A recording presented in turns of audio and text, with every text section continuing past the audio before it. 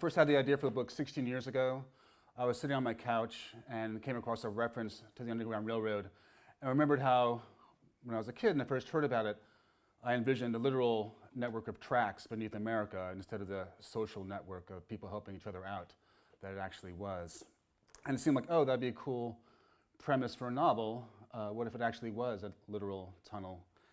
And then I fleshed it out by adding the element that every state that our hero goes through as she goes north is a different state of American possibility. Sort of like Gulliver's Travels was the way I would sort of describe it to people. But I knew if I started it then, I would fuck it up. I was sort of a Gen X douchebag, not particularly very mature, and I figured if I wrote a few more books, I might become a better writer. If I got a little older, I might be a little more worldly, and I could bring that to the book. So each time I finished a novel, I would think, oh, am I ready? And the answer was always no. And then about 2.5 years ago, I pitched a book to my editor and was all set to go on it, but I was having some doubts, and so I told my wife about the Underground Railroad book.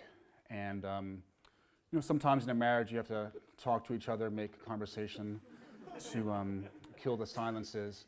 And so she said, I don't want to say that the book you're working on now about a Brooklyn writer going through a midlife crisis is dumb per se, but this other book you just mentioned sounds pretty good. So I was like, huh.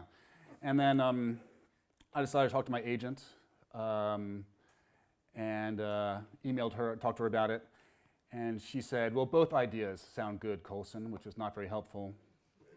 But then she did something she never does, which was email me on a Sunday. And usually if you get a contact from your agent on a Sunday, you've messed something up, you're going to get sued or something.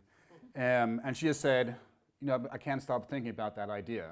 And so that was like 2. Wednesday was shrink day, so I told my shrink about it.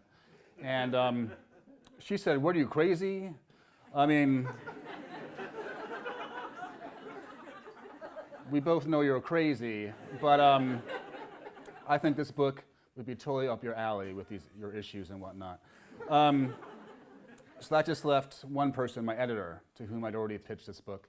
So I went to him, and I told him the idea, and he just said, giddy up, motherfucker, which is publishing talk for, I think that's a very good idea, and you should pursue it.